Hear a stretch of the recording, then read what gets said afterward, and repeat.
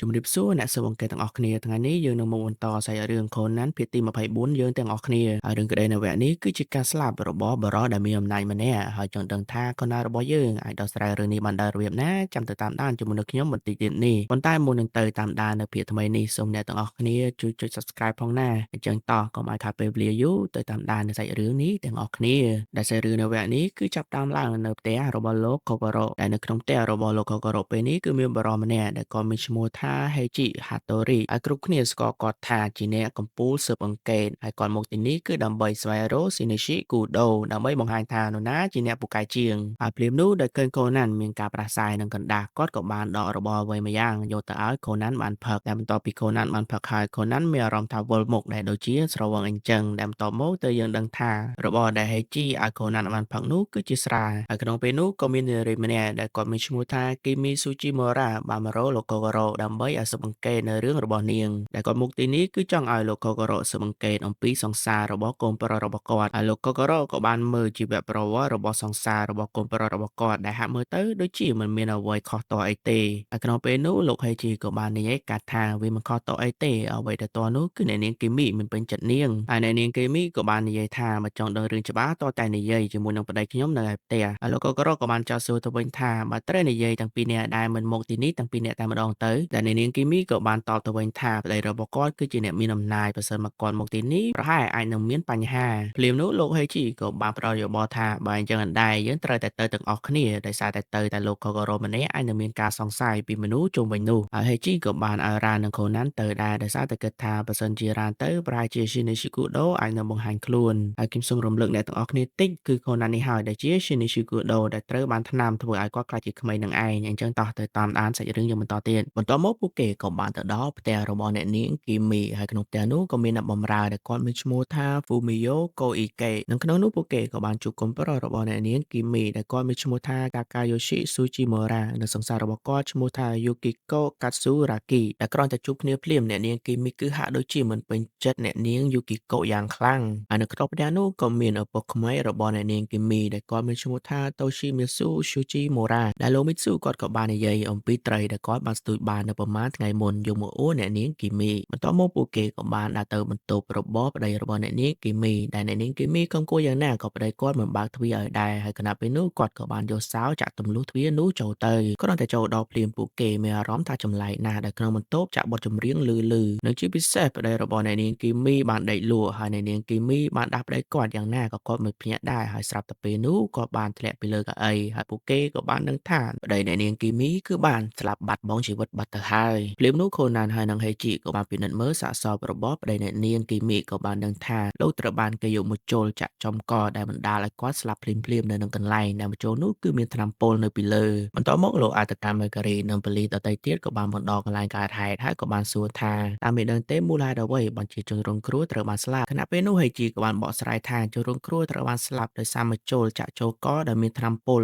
ឬគាត់ក៏បន្តបកស្រាយទៀតថាឃាតករបានបំពុលគាត់ហើយឬក៏បានរៀបចំឲ្យគាត់អង្គុយមើលទៅដូចជាធម្មតានឹងតាមការពិនិត្យមើលសាកសពទៅគាត់នេះគឺត្រូវបានស្លាប់មុននេះត្រឹមតែកន្លះម៉ោងប៉ុណ្ណោះពលគឺមុនយើងដើរចុះក្នុងបន្ទប់នេះបន្តិចហើយរឿងទាំងអស់នេះគឺមានតែនៅក្នុងផ្ទះនេះទេដែលអាចធ្វើវាបានប៉ុន្តែលោកអត្តកម្ម Mercury ក៏បានឆ្ងល់ថាឲ្យសម្លាប់ជនរងគ្រោះបានយ៉ាងម៉េចបើសិនជាបន្ទប់ទ្វារនេះគឺត្រូវបានចាក់សោពីខាងក្នុងហើយលោកអត្តកម្ម Mercury ក៏បានសួរអ្នកនៅក្នុងផ្ទះនេះថាតើនរណាមានសោបន្ទប់នេះក្រៅពីប្តីរបស់អ្នកនាង Kimi ហើយភ្លាមនោះអ្នកនាង Kimi ក៏បានប្រាប់ថាគឺគ្មាននរណាក្រៅពីខ្ញុំនិងប្តីខ្ញុំទេដែលមានសោបន្ទប់នេះរួចអត្តកម្ម Mercury ក៏បានតែឆែកឆេរសាកសពដើម្បីរកមើលសោហើយភ្លាមនោះលោកអត្តកម្ម Mercury ក៏បានមើលឃើញថាសោនោះគឺនៅក្នុងកប៉ៅរបស់ជនរងគ្រោះដែលភ្លាមនោះធ្វើឲ្យគ្រប់គ្នាមានការភ្ញាក់ផ្អើលជាខ្លាំងដោយសារតែវាមិនអាចទៅរួចទេដែលឃាតករអាចសម្លាប់ជនរងគ្រោះដែលគ្មានសោចាក់ចូលក្នុងបន្ទប់នេះបានដែលក្រឡេកមកមើល Conan វិញខណៈពេលនេះគាត់កំពុងតែមិនស្រួលខ្លួនខ្លាំងហើយដែលគាត់គិតថាគាត់ត្រូវតែដោះស្រាយរឿងនេះឲ្យកាន់តែលឿនតាមតែអាចធ្វើទៅបានបន្ទាប់មកលោកអត្តកម្ម Mercury ក៏បានចាប់ផ្ដើមសួរចម្លើយនៅក្នុងផ្ទះនេះដែលមនុស្សទី1ដែលលោកសួរនោះគឺលោក Fumio ដែលជាអ្នកបម្រើក្នុងផ្ទះនេះផ្ទាល់ហើយគាត់ក៏បាននិយាយថាក្នុងចន្លោះម៉ោងដែលមានករណីស្លាប់នេះគឺគាត់បាននិយាយលេងជាមួយនឹងអ្នកជិតខាងហើយលោកអត្តកម្ម Mercury ក៏បានសួរពីអ្នកគូសង្សារនោះថាចុះអ្នកទាំងពីរក្នុងចន្លោះម៉ោងនោះអ្នកទាំងពីរកំពុងតែធ្វើអ្វីដែរហើយនៅពេលនោះពួកគេទាំងពីរនាក់ក៏បាននិយាយថាក្នុងឡុងពេលនោះពួកគេបានទៅជួបនឹងជនរងគ្រោះតែដោយសារតែទ្វារចាក់សោទៅពួកគេមិនបានជួបហើយក៏ត្រឡប់ទៅវិ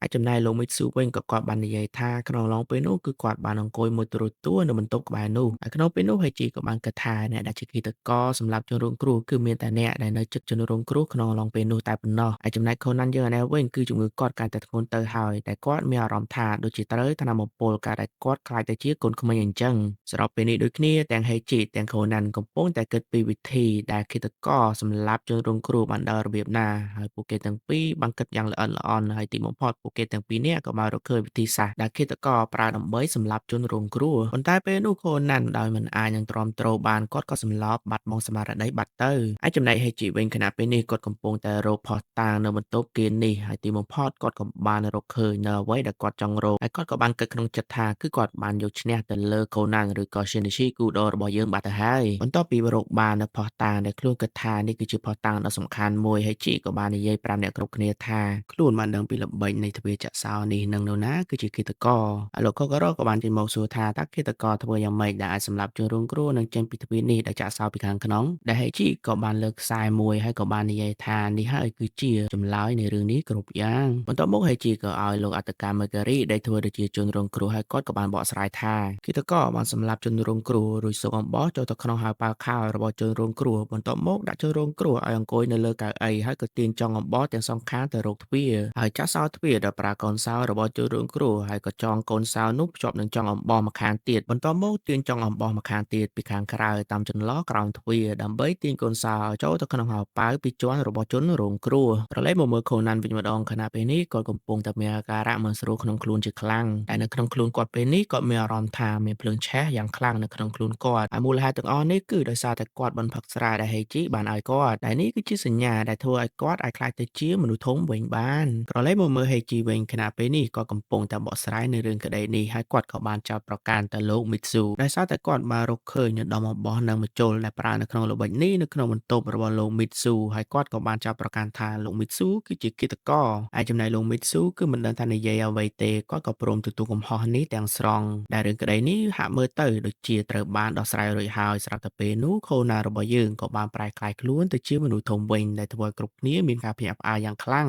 ហើយមូលហេតុដែលគាត់បានក្លាយទៅជាមនុស្សធំវិញបែបនេះគឺដោយសារតែគាត់បានផឹកស្រាដែលហេជីបានឲ្យគាត់ផឹកហើយគ្រាន់តែបង្ហាញមុខភ្លាមខូណានក៏បង្ហាញផុសតាងមួយចំនួនដើម្បីបញ្ជាក់ថាល្បិចកលដែលហេជីបានបង្ហាញនោះគឺវាមិនអាចទៅរួច 100% ទេហើយវាគឺជាអន្ទាក់ដែលរៀបចំឡើងដើម្បីទម្លាក់កំហុសទៅលើលោកមីតស៊ូតែប៉ុណ្ណោះបន្ទាប់មកខូណានក៏បានសួរថាសោដែលបង្ហូរតាមខ្សែចូលទៅក្នុងហៅប៉ៅរបស់លោកអត្តកាមេរីតើចូលទៅក្នុងហៅប៉ៅគាត់ដែរឬទេលៀមនោះហេជីក៏បានមកឆែកនៅក្នុងហៅប៉ៅរបស់លោកអត្តកាមេរីដែលតាមពិតទៅគឺសោនោះគឺមិនបានចូលទៅក្នុងហៅប៉ៅពីជាន់របស់លោកអត្តកាមេរីទេដែលនេះមានន័យថាការសន្និដ្ឋានរបស់ហេជីគឺខុសទាំងស្រុងហើយខូណានក៏បាននិយាយពីមូលហេតុនេះថាគឺនៅពេលដែលចូលរងគ្រោះអង្គុយនៅលើកៅអីហៅប៉ៅខោនឹងបត់ចូលគ្នាដែលធ្វើឲ្យផ្លូវសម្រាប់កូនសោចូលកាន់តែតូចចង្អៀតនិងរារាំងមិនឲ្យកូនសោរអិលចូលទៅក្នុងហៅប៉ៅពីជាន់នៃខោបានឡើយដែលតាមពិតទៅលទ្ធផលនៃការពិសោធន៍ល្បិចនេះដែលប្រើលោកអត្តកាមេការីដែលមានរាងកាយប្រោប្រហែលនឹងជនរងគ្រោះគឺកូនសោមិនអាចចូលទៅខាងក្នុងបានទេហើយចំណុចសំខាន់គឺកូនសោនៅក្នុងហៅប៉ៅត្រូវបានបត់ជាពីរទោះបីជាល្បិចខាងលើអាចធ្វើទៅបានក៏ដោយក៏កូនសោមិនអាចចូលទៅក្នុងហៅប៉ៅក្នុងសភាពបែបនេះបានដែរហើយវាទំនងជាឃាតករបានដាក់កូនសោចូលដោយដៃផ្ទាល់និងក្រៅពីបន្ទប់ដែលលោកមីតស៊ូនៅក៏មានគេរកឃើញដុំអំបោះនិងម្ជុលជាច្រើនកន្លែងផ្សេងទៀតនៅក្នុងផ្ទះដែលនេះបញ្ជាក់ថាវាជាអន្ទាក់ដែលរៀបចំឡើងដើម្បីចោទប្រកាន់លោកមីតស៊ូថាជាឃាតករទោះបីជាគាត់នៅទីណាក៏ដោ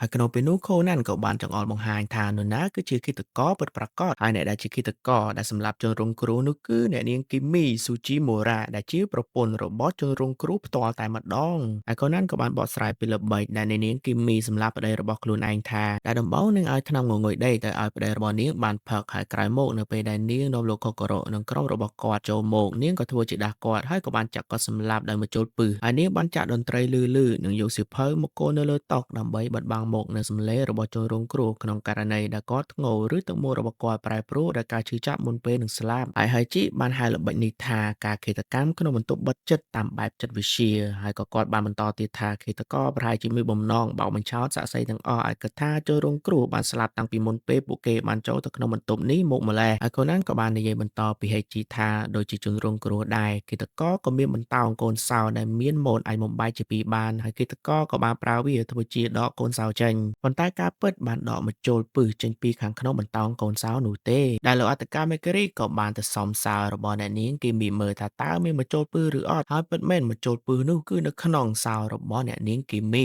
ដែលបន្ទាប់មកគឺគាត់បានសារភាពថាគាត់គឺជាអ្នកសម្លាប់ប្តីរបស់គាត់ក្រោយមកទើបយើងដឹងថាអ្នកនាងគីមីគឺធ្លាប់បានរៀបការជាមួយនឹងប្តីមុនរបស់គាត់រួចមកហើយថ្មីនេះទើបគាត់ដឹងថាប្តីបច្ចុប្បន្នគាត់នេះបានប្រើល្បិចសម្លាប់អតីតប្តីរបស់គាត់កាលពីមុនហើយការគ្រានោះដោយសារតែខ្ញុំមិនដឹងសាច់រឿងច្បាស់លាស់ប្តីបច្ចុប្បន្នរបស់ខ្ញុំបានចូលមកលួងខ្ញុំហើយក៏សុំខ្ញុំរៀបការហើយខ្ញុំក៏ព្រមរៀបការជាមួយនឹងគាត់នៅមូលហេតុដែលនាងជួលអ្នកស៊ើបអង្កេតលោកក៏រកមកទីនេះគឺក្នុងគោលបំណងឲ្យគាត់សន្និដ្ឋានខុសដើម្បីទម្លាក់កំហុសទាំងអស់ទៅលើឪពុកក្មេករបស់ខ្លួនគឺលោកមីតស៊ូនេះឯងហើយនេះគឺជាមូលហេតុដែលខ្ញុំសម្លាប់ប្តីខ្ញុំក្រោយពេលដោះស្រាយរឿងឃាតកម្មក្រោយមកខូណារបស់យើងក៏អកយ៉ាងខ្លាំងនិងមានអាការៈពិបាកក្នុងខ្លួនប្រហែលជាដោយសារតែការលូតលាស់រាងកាយភ្លាមៗនិងជំងឺផ្ដាសាយហើយនៅពេលនោះហៃជីក៏បានសួរគាត់ថាតើគាត់ដឹងរឿងក្តីនេះបានដល់របៀបណាហើយខូណាន់របស់យើងក៏បានប្រាប់ថាមានក្មេងពាក់វ៉ែនតាម្នាក់បានប្រាប់គាត់ហើយគាត់ទើបតែបញ្ចប់រឿងក្តីដែលគាត់ទទួលខុសត្រូវឬក៏ជារថភ្លើងមកយ៉ាងលឿនទោះជាយ៉ាងណាក៏ដោយអាការៈក្អករបស់ខូណាន់គឺកាន់តែធ្ងន់ធ្ងរហើយភ្លាមនោះ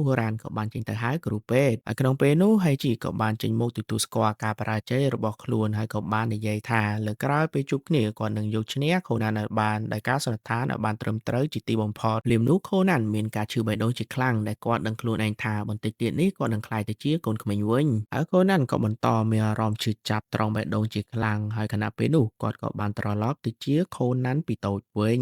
ឯរ៉ានដែលខនស្វែងរកខូណាន់ធំវិញគឺគាត់បានឃើញតែខូណាន់តូចនៅក្នុងបន្ទប់ទឹកតែប៉ុណ្ណោះហើយខូណាន់តូចនេះក៏បានប្រាប់ប្រានថាខូណាន់ធំគឺបានចាក់ចេញទៅហើយដោយសារតែមានរឿងក្តីមួយទៀតបានកើតឡើងនិងផ្ដាំកុំឲ្យប្រាប់ថាខូណាន់ធំជាអ្នកដោះស្រាយរឿងក្តីនេះឲ្យសោះហើយខូណាន់ក៏បានដួលសន្លប់បាត់ទៅនឹងហើយអ្នកទាំងអស់គ្នាសម្រាប់ភាគនេះគឺត្រូវបញ្ចប់ដោយត្រឹមនេះហើយខ្ញុំសង្ឃឹមថាអ្នកទាំងអស់គ្នាចូលចិត្តបើសិនជាចូលចិត្តសូមអ្នកទាំងអស់គ្នាជួយចុច Subscribe Like និង Comment ពាក្យថាល្អមើលមួយមកហើយខ្ញុំអរតកូនឹងជួបអ្នកទាំងអស់គ្នានៅភាគក្រោយទៀតសូមអរគុណសូមជម្រាបលា